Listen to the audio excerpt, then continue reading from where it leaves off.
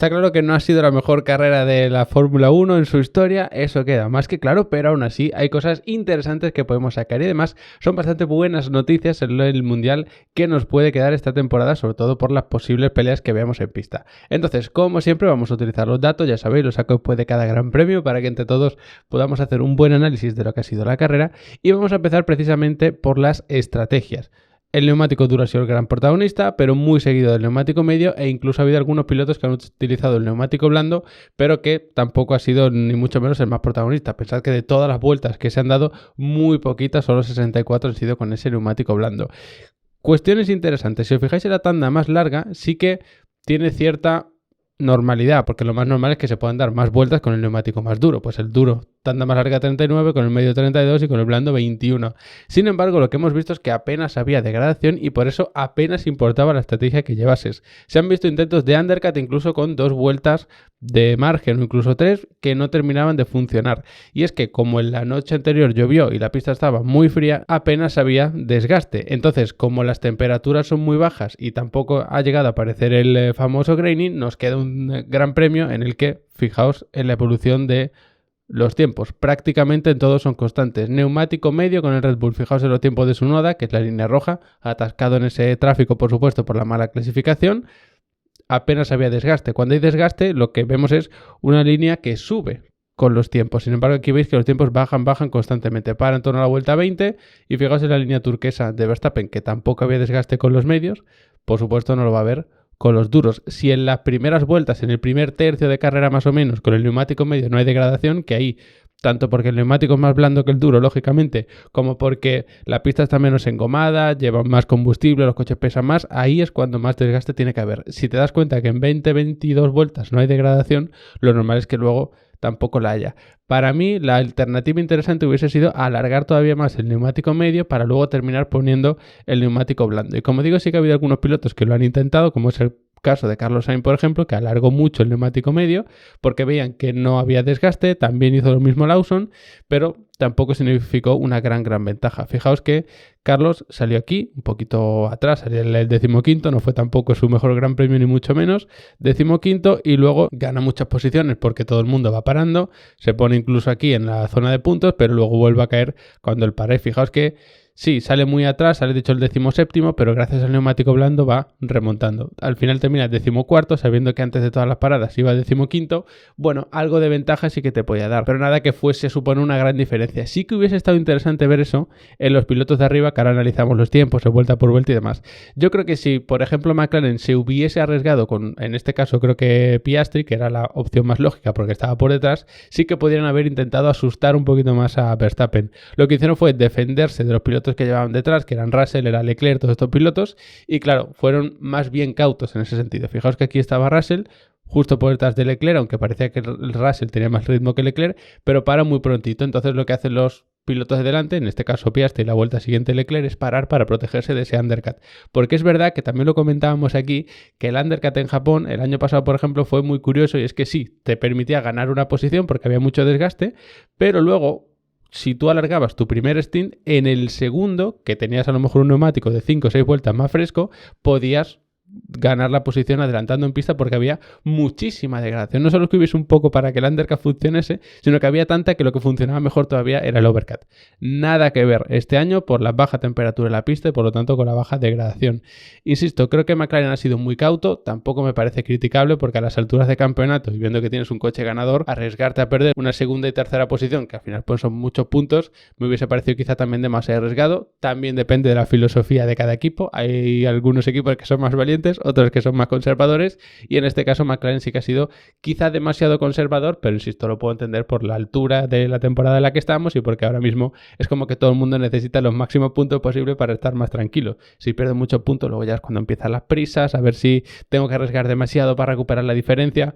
Al final McLaren sigue siendo el primer equipo, Norris sigue siendo el primer piloto en los campeonatos, entonces al menos de momento eso les puede valer, aunque si ahora analizamos más estas posiciones de arriba. ¿Qué hubiese pasado sabiendo que aquí está? Carlos ganó la posición a algunos pilotos, bueno, a un piloto al final realmente con esta estrategia. Piastri podría haber ganado la posición. Es complicado saberlo, por supuesto, porque el desgaste afecta de diferente manera a cada equipo, incluso el calentamiento de los propios neumáticos, pero fijaos como Carlos sí que hacía unos tiempos por vuelta más lentos que Albon, que iba en una carrera más tranquilo también, no tenía tanto tráfico y él podía gestionar mejor. Fijaos que los tiempos de Carlos son constantemente arriba, abajo, arriba, abajo, arriba, abajo. Esto es típico también cuando quieres adelantar porque intentas recargar batería, enfriar los neumáticos, luego atacar, pero aún así veis como los tiempos se mantienen y luego cuando para gana una distancia brutal. Luego aquí ya es cuando se encuentra más tráfico, tiene que adelantar, pierde más tiempo, pero creo que hubiese estado interesante probar incluso esto. Y es que en las primeras vueltas Carlos estaba sacando en torno a un segundo, incluso un poquito más a Albon. No porque fuese mucho más rápido que Albon, sino por esa diferencia de neumáticos. Entonces, viendo cómo estaban las primeras posiciones, voy a quitar a todos los pilotos para quedarnos solo con los que estaban más arriba. Vamos a ver qué podría haber hecho, en este caso, McLaren con Piastri, porque también lo podrían haber intentado con Norris, pero como Norris es el piloto que va adelante, lo normal es que arriesgues con el que está más atrás. Piastri estaba a unos 4 segundos de Verstappen y en torno a 2 segundos y medio más o menos de Norris. En la primera vuelta estaban más juntos, se vio como Norris habría hueco seguramente para no sobrecalentar demasiado, luego se acercó al final del stint y más o menos es lo que tuvimos durante toda la carrera. Al final Piastri tenía muy buen ritmo, se vio cómo apretaba incluso a Norris y Norris no era capaz de acercarse tanto a Verstappen. La sensación que tengo es que efectivamente Piastri sí que tenía más ritmo que Norris, no solo porque era capaz de acercarse a Norris, sino porque Norris no era capaz de acercarse a Verstappen. Siempre estaba en torno a esa distancia de un segundo y algo, en torno al segundo y medio, a veces se ponía a 1.2, estuvo incluso a 1.1, 1.0, pero sin ser capaz de llegar al DRS, y a Piastri parece que no le costaba tanto ponerse en zona de DRS. Que luego esto puede depender, porque a lo mejor Norris sabía que Piastri no iba a atacar de forma muy agresiva, entonces él intentaba gestionar más los neumáticos, recargando más batería, enfriando más la temperatura para luego poder atacar. Depende de muchas cosas, pero sí que es cierto que la sensación que da desde fuera es que Piastri tenía más ritmo, porque incluso con ese aire sucio era capaz de acercarse a Norris, y Norris con aire sucio no era capaz de acercarse a Verstappen cuando estaban marcando prácticamente los mismos tiempos. Si aquí Piastri en el momento en el que más se acercó a Verstappen estaba a 1.8, porque estaba a 6 décimas de Norris y Norris a 1.2 de Verstappen, yo creo que con ese cambio estratégico sí que podrían haber intentado conseguir esa victoria, porque claro, tened en cuenta que si tú con uno de los pilotos pones el neumático blando, lo normal es que cuando llegue recortando Piastri a Norris le deje pasar por orden de equipo si se ve que ese neumático blando funciona.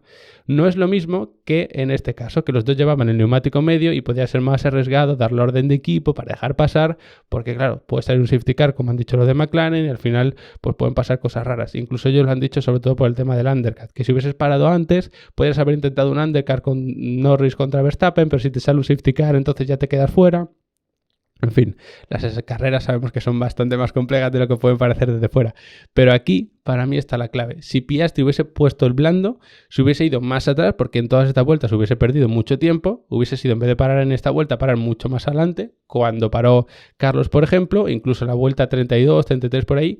Y ahí pones el neumático blando, porque si en estos dos primeros tercios de carrera con el medio no has tenido mucho desgaste, puedes llegar hasta el final con el blando sin problemas, que es lo que se ha visto con Carlos. Entonces ahí hubiese ido la remontada de Piastri, hubiese llegado a Norris, viendo la diferencia le hubiesen dejado pasar, entiendo yo que hubiese sido lo lógico, y ahí intentas que Piastri ataque a Verstappen, y yo creo que con el neumático blando sí que hubiese podido adelantarlo. Así que para mí, a nivel estratégico, ahí es la única clave que hemos tenido, porque en otros pilotos, por ejemplo Antonelli, sí que fue una estrategia ligeramente distinta, porque alargó mucho el neumático medio, pero para volver a poner el neumático duro, y tampoco se vio una gran diferencia, sí que apretó un poco más de lo esperable al final de la carrera. Tenemos aquí, por ejemplo, vamos a poner a Hamilton, ponemos a Leclerc, que son como los dos de referencia contra los Mercedes, y tenemos aquí a Russell y tenemos por aquí a Antonelli.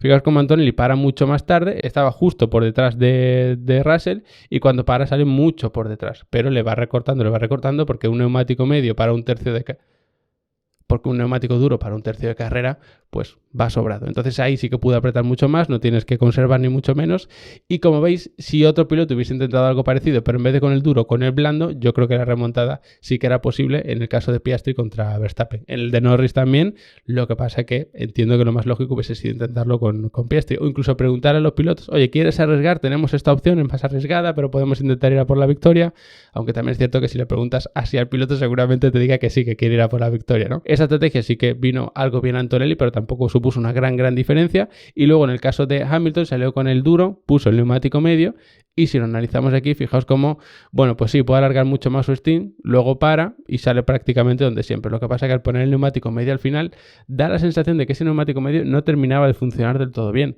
Pero vamos, si comparamos los ritmos de Hamilton con Leclerc, fijaos que prácticamente iguales, las dos líneas van moviéndose paralelas hacia abajo. La sensación general, la mejor estrategia era la de salir con medio y luego poner un blando, porque sí se puede hacer a una sola parada.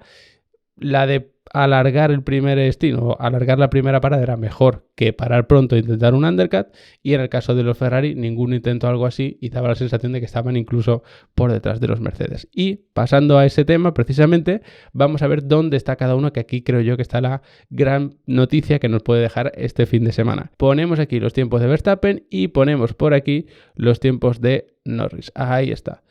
Calcados toda la carrera, al principio un poquito más rápido Verstappen, porque Norris, fijaos como cada vez va perdiendo más tiempo, sus tiempos van como alejándose de los de Verstappen cuando ya hay una distancia de seguridad, por así decirlo, que ya no tienes tanto aire caliente y ya puedes gestionar mejor, es cuando se clavan los tiempos, aquí un poquito peor, aquí un poquito mejor, y van como turnándose 2 vueltas uno, 2 vueltas otro, pero los ritmos calcados y luego en el segundo stint también. ¿Dónde puede estar la diferencia? Si analizamos a Piastri. Fijaos que Piastri, si lo comparamos con Verstappen, se nota como hay algunas vueltas en las que ataca mucho más, luego va conservando. Aquí veis que son peores los tiempos de Piastri, voy a quitar a Verstappen para que lo veáis mejor. Aquí es como que está recargando, enfriando y luego va tirando, luego un poquito peor, luego mejor, luego otra vez esa recarga, luego otra vez intentando empujar, luego peor, luego otra vez.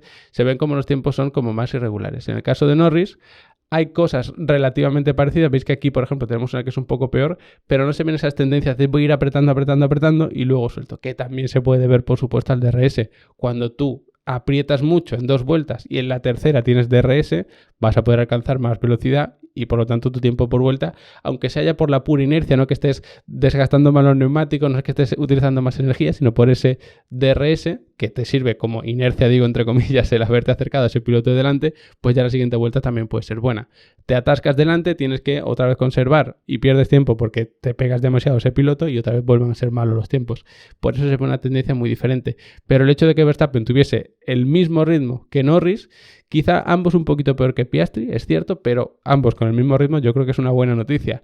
Y la otra buena o mala noticia, en función de cómo se interprete, la tenemos entre Russell y Leclerc. Ponemos aquí a Russell, ponemos aquí a Leclerc, a ver si lo encuentro, aquí está. Y es muy parecido los tiempos. Sí que en el primer stint un poquito mejor Leclerc que Russell, pero luego los tiempos calcados. Y fijaos al final de la carrera, hay algunas vueltas en las que Russell está sacando unas 6 décimas aproximadamente a Leclerc.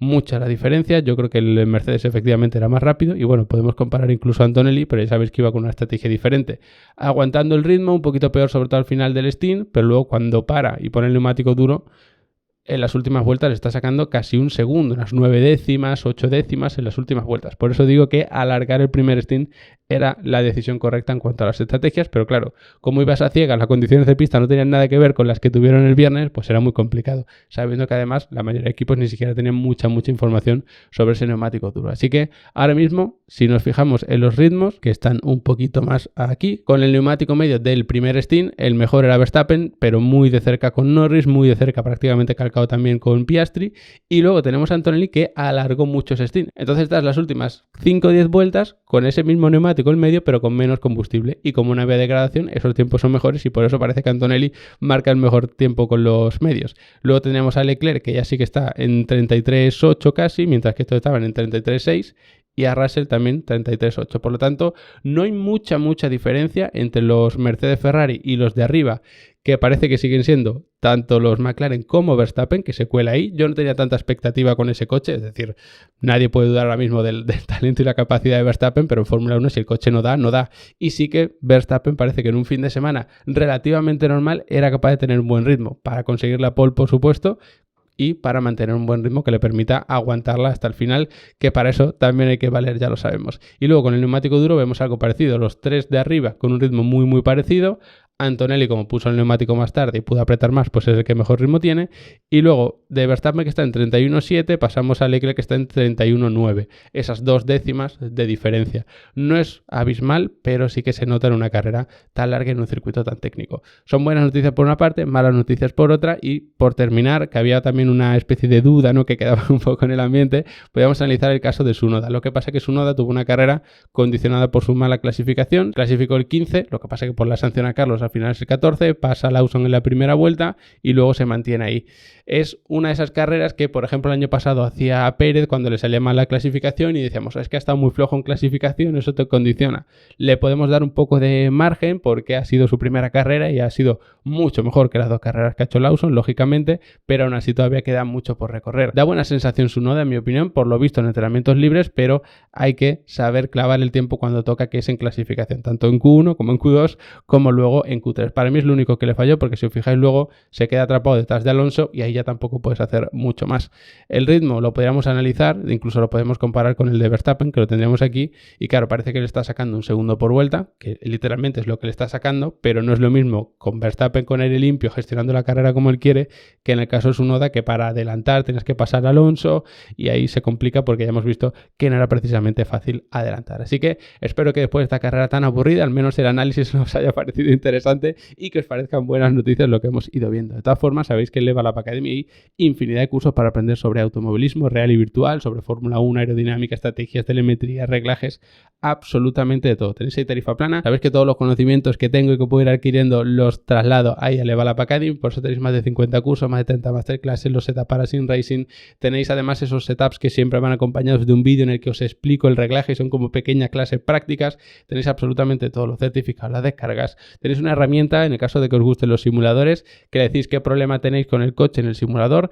El coche me subvira entrando en curva lenta, pues le dais a enviar y os sale una lista con las posibles soluciones en cuanto a los reglajes. Pues modificáis el balance de freno, el diferencial o no sé cuánto, y así tenéis una lista. Es que de verdad lo tenéis absolutamente todo a un precio increíble, porque cualquiera de estos cursos se podrían vender por mucho más de lo que cuesta un mes entero en Level Up Academy. Así que de verdad echarle un vistazo, aprovechar esta oportunidad y como siempre, muchas gracias por haberos quedado hasta el final del vídeo y nos vemos muy pronto.